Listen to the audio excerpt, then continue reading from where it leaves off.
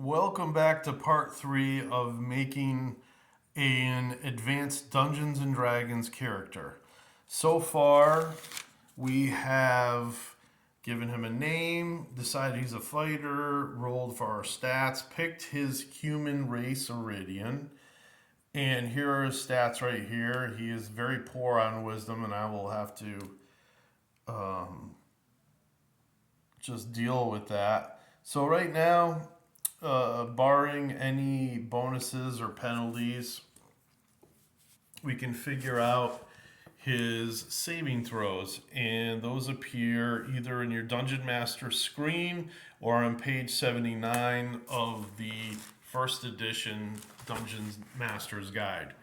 So, right here, you have to look for the class, and this guy is going to be a fighter, he's first level. So, paralyzation, poison, and death magic. The base saving throw is 14. We move along the table here. So, petrification and polymorph is 15, which I'm writing here for the base scores. All right, moving back here along. We'll just do this now.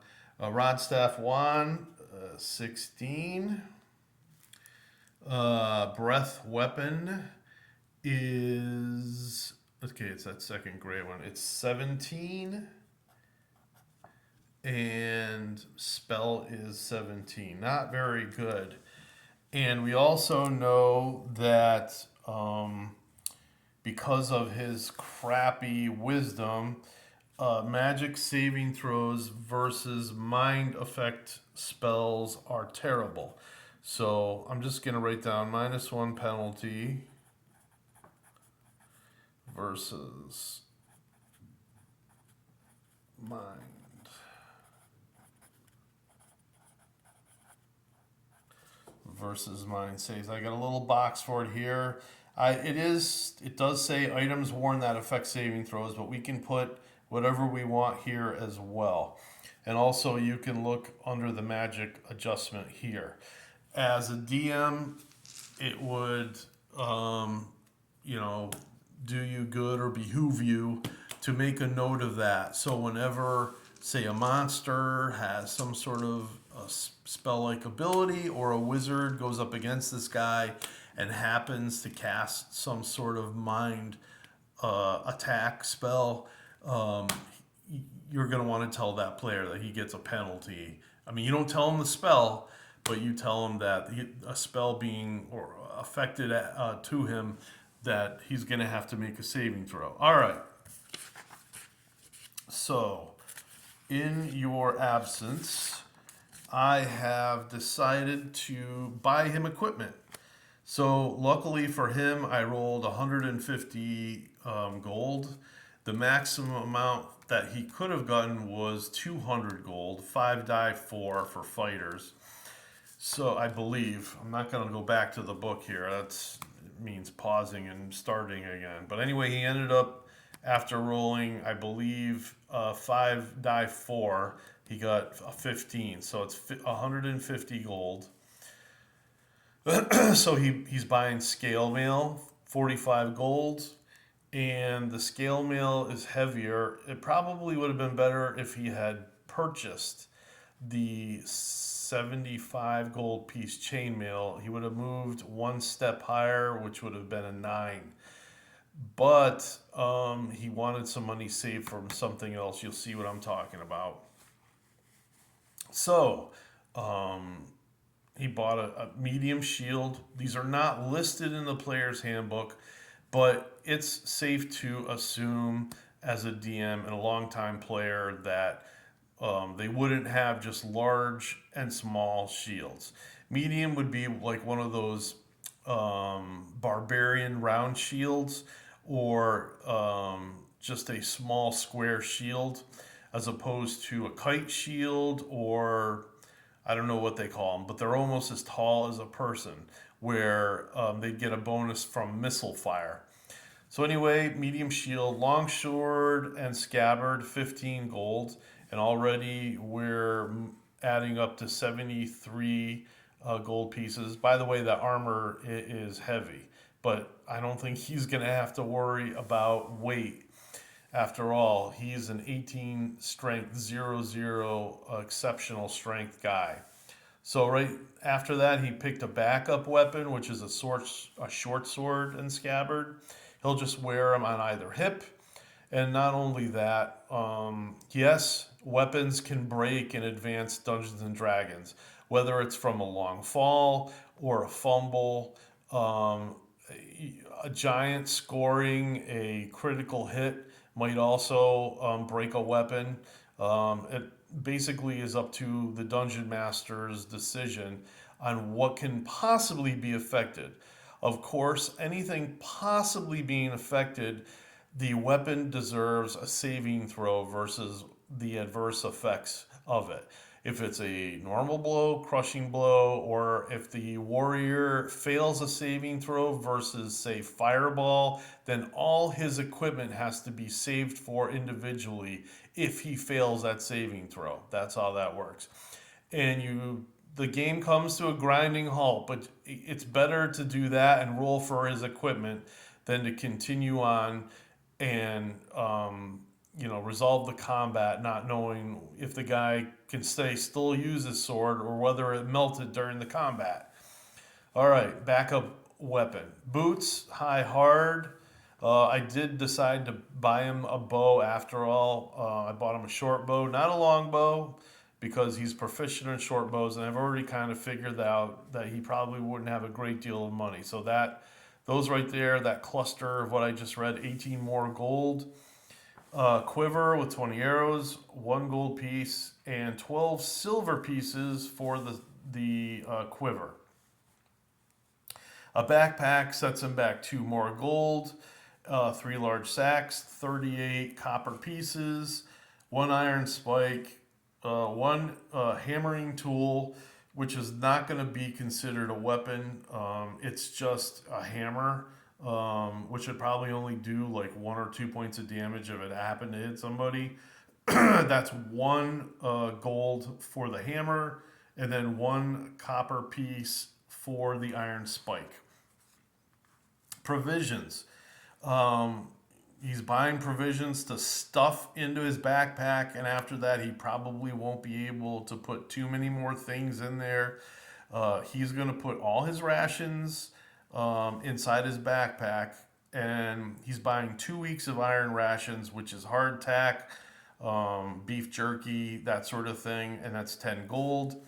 And then large wine skins with water, 15 copper pieces. He's buying 1 large skin. He's got a holy symbol made out of wood for 7 silver. And all this is costing him is 105 gold, 19 silver, 54 copper. So what I did was I converted the 54 copper into silver. So now it is 105 gold, 24 silver, and 4 copper pieces. We go over here. He's got 150 gold minus what is spent. So he has spent 105 gold, leaving him 42. The same thing with silver, leaving him 2 silver. 40 copper pieces less the 4 is 36 copper. And having 42 left, he wanted a hunting dog. This will help him during the night or fighting alongside him as a friend. All he's got to do is train the dog, probably because he's such a dummy, for probably a couple of months, and the dog will end up getting the commands. So 25 gold for the dog. He's calling him Monty. Basically, you just make a deal with the DM. How much is the food? A bowl, another extra wine skin for the dog. I figure something like that for 2 weeks, probably around 30 copper pieces. Not quite a bunch of like alcoholic drinks, but not bad either. So our warrior is left with 17 gold, 2 silver, and 6 copper pieces. All right. So in the back of the DMG, specifically page 239, you're going to find a very important table, and it's something that took me many, many years to find out. It's actually in the Dungeon Master's Guide and in Unearthed Arcana. It gives you the weight and base movement of all the types of armor. So we can sort of forget the shield. We know that he's going to have to carry that weight, and but the thing is, the shield will not affect his movement. So right here, we know he's bought. We bought scale mail, fairly bulky, 40 pounds, and his base movement is 6. So we're going here. All right. I'm trying not to look at this thing. All right, here we go. So his walk is going to be 6. That's not very good. That's kind of like the top speed for a dwarf. When he jogs, he'll be jogging at 12. And when he runs, he'll be running at 18. Not very fast, right? And when he charges, he'll be charging at 9. Charging is always your full move at walking speed plus half of that. So he can charge at 9. He can't fly, he can't levitate, and God knows he probably won't be able to swim with 40 pounds plus on his person. So right here also I can put in the remainder of his wealth. 0 platinum, 17 gold, and then he's got 2 silver and 6 copper. So let's see. Now we'll deal with his armor. All right. Now I have Unearthed Arcana open, or again the Player's Handbook or the DMG would often have this as well. So he's wearing scale mail, and he's got a shield. So scale mail and shield, which is I can't even see my pencil. It's right here. So it actually gives him AC 5. So we're going to go on to our player sheet, AC 5. But here's the thing. It's not AC 5 because his dexterity allows him 2 bonus steps on his armor class. So it actually becomes a 3. His rear armor class, he does not get to use dexterity, nor does he get to use a shield. So that becomes a 6 because scale mail without shield is 6. So his surprise dexterity, surprise means it means that he cannot use dexterity, but he can use his shield. It's kind of a happy accident, depending on the direction of an opponent attacking him. So it's actually just going to be 5. And you'll see these are all different. That's why it's necessary to sometimes write all of this out, depending on magic bonuses and the armor and all that. And if the shield, say, gets knocked away, but he still gets to use his dexterity, which we know is 2. So it's 6, it's 4. So there we go. We actually have 4 different numbers there, depending on his circumstance. And you could even write over here in armor worn whether he wears a helmet or not. This guy is not. Now you're wondering why maybe creatures and other NPCs and villains in the game wouldn't just say, I'm attacking his head. Well, some of them will, but attacking in the head is a called shot. And a called shot, depending on your game, is either -4 or -6 to hit that person on a called shot. And even if someone is hit on the head, it's still just reduction of hit points. They're not losing an eye, they're not getting scars, they're not getting their mouth ripped open or their nose cut off. That might happen, say, on a crit, and if your dungeon master was a real prick. But otherwise, you just remove hit points. So anyway, his armor worn. We already know that it's scale mail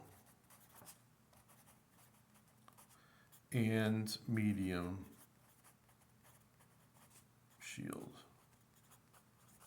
Now we write this here because during his career, it is hopeful upon him that he is going to get some magic armor or be able to improve his situation once he starts raking in the dough. Once he starts getting money to go back to the stores and to buy more better equipment.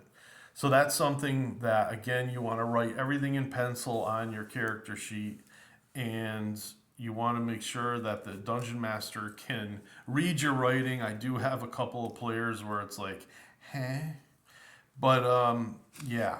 So here, under adjustment of the saving throws again, we know that he gets a penalty versus mind attacks, and now he's got it in two places on his sheet, so that's fine. We're not going to do anything with that. I think what we're going to do lastly is I have a spot for a mount and I have a spot for a familiar. So what I'm going to do is we'll do the stats and everything for his dog. All right. So I've got the dog section opened up for on the monster manual. And we're just going to put down Monty's the name of his dog. Monty the War, dog. And we're just putting that there because he did pay a lot for it. It's a big dog. So his AC is going to be 6. It moves at 12, faster than him. So if the dog were to run away, he ain't catching it. And I just want to note, we're not writing it down, but you could. The dog, again, its basic move is 12. And the dog can probably do similar as a horse. Not canter, we're not going to call it that. But a medium speed, it would be 24, and then it would be 36. So it all depends. If he buys armor and whatever for the dog, it's not going to be that great. So it's Thaco, which I do not have here. I think it's going to be like an 18. This is just, I'll look it up later and I will fix. It's either 18 or 19. The dog's hit dice is 2 + 2, but he gets 1 attack. Damage is going to be 2 die 4, which is really good. If both Monty and his master hit in combat, oh shoot, wait a minute. I put the move under the hit points. I gotta fix that. All right. So again, like I told you. Whoops. It's the dog's hit dice is 2 + 2. So we're gonna roll for 1, 7, and 3, and so 7, and then the 4 is 11. So the dog's hit points are gonna have 13, just about doubling its master. So a really tough son of a bitch. So 7.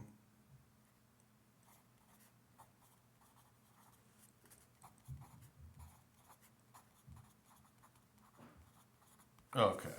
So I put 7 or lower to be trained, and what we could do is we can write down as the player goes, what is he trained to do? What are you trying to get the dog to do? And maybe because of his low wisdom, we're not going to say that he can do it, say, once a day. Maybe a roll will equal like once a week. So you've got to penalize a low intelligence character somehow. That's probably what I would do. So I would say maybe, he bought the dog 6 weeks ago. So he's going to get approximately 2 rolls to try to train him. We can decide whether or not after the roll. So I rolled a 6. and then a 15. So on here, I'm just going to put attack because that's really what he's training the dog to do. You know, every dog knows how to sit. Every dog knows how to lay down. We're not talking about simple stuff like that. We're talking more about, um, you know, higher expectations that you might have from the animal. And what I also like to do, we'll roll twice, and we'll say the top of the chance for this dog, which is really a dog he bought for fighting. We're gonna roll two at the same time. How good he is at sniffing things out, which isn't really an automatic thing. So I rolled a 90 and I rolled an 89, which is excellent. But I'm going to say that dogs aren't that great. I'm going to say that the maximum is, we're going to say 70%. Um, um, we'll say, what would I use it? I'm just going to put either nose, smell. The dog isn't really trained to do that yet, but he's probably inquisitive and that sort of thing. Here we are. We're getting up to 21 minutes. I should probably end it, which is what I'm going to do. Good night.